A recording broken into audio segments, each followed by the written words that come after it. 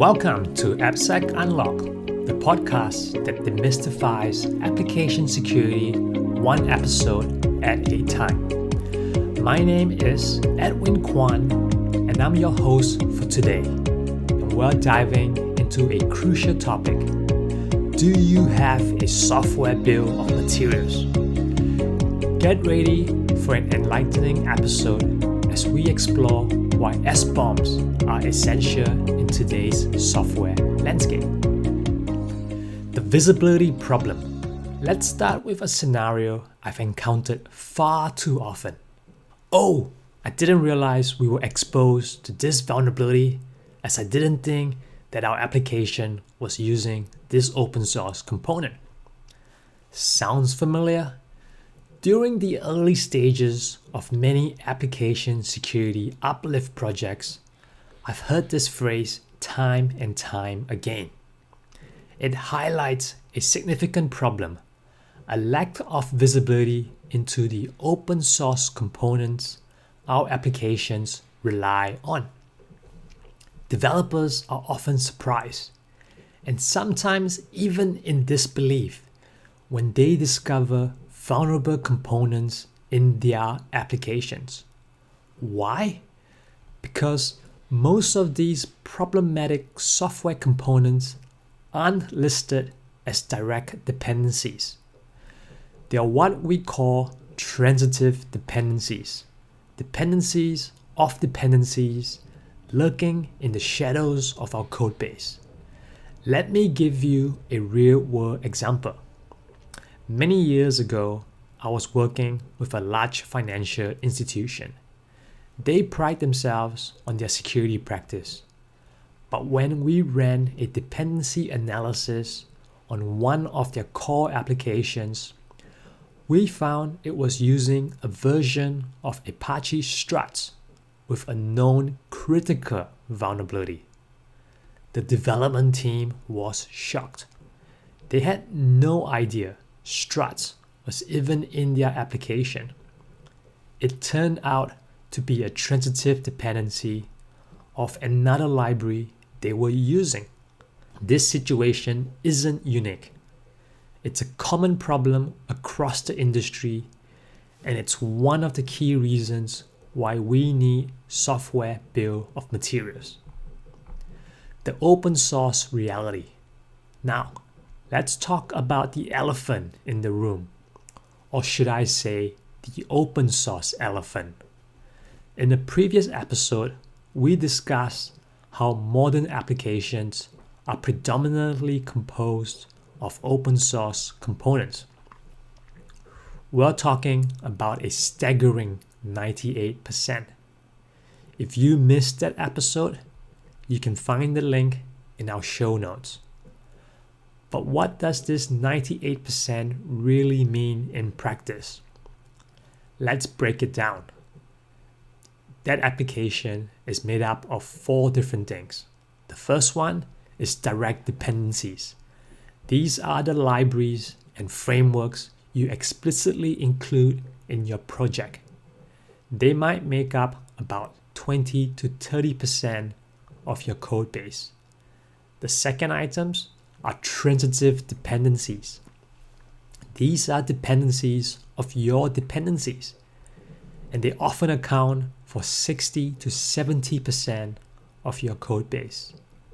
The third items are your core language libraries. These are the standard libraries that come with your programming language, and they make up another 5 to 10%. And the last item is the custom code. It's your own handwritten code, and in many modern applications, this is often just 2 to 5% of the total code base. Given this reality, it's clear that we need a way to keep track of all these dependencies for every application we build and maintain. And that's where we use the software bill of materials.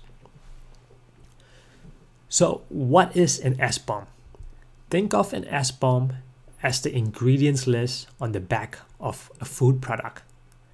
Just as that list tells you exactly what's in your food, an SBOM tells you exactly what's in your software. Here's a fun analogy. Imagine a bottle of purified water. You think it just contains water, right? But if it had the ingredients list like our software does, you might be surprised at what else is in there. Our applications are a lot like bottles of water. There's often more in them than meets the eye. And a typical SBOM would include 5 items. The first one is the component name, which is the name of each software component. You then have the version number. Next, you have the license information, followed by the dependencies, which is the other components that component relies on. And last, you have a hash, which is a unique identifier for the exact versions of that component. What are the benefits of SBOMs? Now that we know what an SBOM is, let's talk about why it's so crucial. First, it helps with tracking open source usage. SBOM provides a clear picture of what open source components your applications are using. This visibility is crucial for maintaining and updating your software effectively. Next, vulnerability assessments. They help you to quickly understand your organization's exposure to any newly discovered open source vulnerabilities. This is invaluable for your incident response team. When the next big vulnerability like Log4Shell hits, you know immediately if and where you're affected. Next is standardization. SBOMs enable your organization to standardize its open source usage. Instead of having multiple components that do similar things, you can make informed decisions to pick the best quality components. This not only improves security, but can also reduce maintenance overhead. Next is compliance. Managing our software supply chain is so critical that it was explicitly mentioned in a White House executive order for improving cybersecurity. Many industries are starting to require SBOM as part of their compliance regulations. Next is faster development. With a clear understanding of what's in your software, you can make faster, more informed decisions about updates and changes. And lastly, better procurement. When acquiring new software, you can request an SBOM to understand what you're really getting and assess any potential risks. Keeping SBOMs up to date. Having an SBOM is great, but it's only useful if it's current.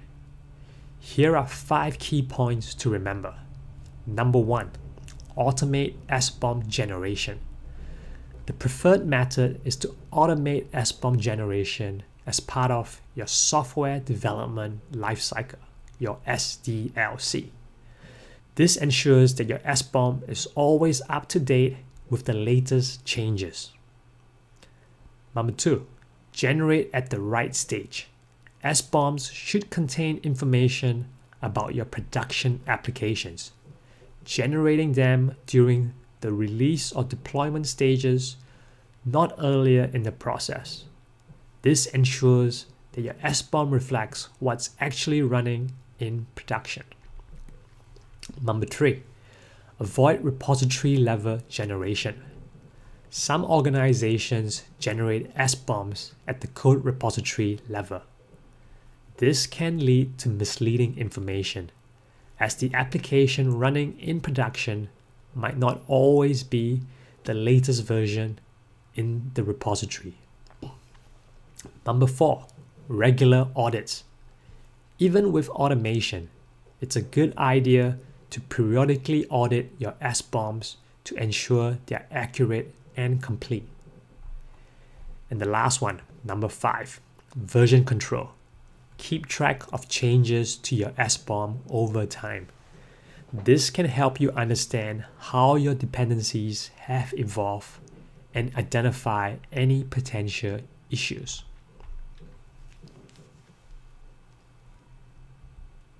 Recent developments in SBOM adoption. The importance of SBOM has been gaining recognition across the industry and in government circles. Let's look at some recent developments. The first one is the executive order in May 2021, where the US government issued an executive order on improving the nation's cybersecurity. This order explicitly calls for the use of SBOM in federal software procurement. Number 2, the National Telecommunications and Information Administration, NTIA, has defined a minimum set of elements that should be included in an SBOM. This is helping to standardize SBOM formats across the industry. The next one is industry adoption. Major tech companies like Google, Microsoft, and IBM have been vocal about their support for SBOMs and are incorporating them into their development practices. Number 4, tools and standards. There's been a proliferation of tools for generating and managing SBOMs, as well as standards like SPDX and CycloneDX for SBOM formats. So here are the key takeaways. As we wrap up, let's recap on the main points. Number 1, every application should have a software bill of materials, an SBOM. Number 2, SBOMs can help standardize open source component usage within your organization. Number 3, they provide a quick way to identify your organization's exposure to open source vulnerabilities. Number 4, the information in SBOMs must reflect applications running in production, not just what's in your code repository. Number 5, automating SBOM generation and keeping them up to date is crucial. And number 6, SBOMs are becoming increasingly important for compliance and supply chain security. And there you have it, folks, a comprehensive look at software bill of materials. Remember, in the world of application security, knowledge is power. By implementing SBOMs, you're shining a light on the hidden components in your software and taking a crucial step towards better security. Thank you for tuning in to AppSec Unlocked. This is your host, Edwin Kwan, and until next time, keep unlocking those AppSec mysteries.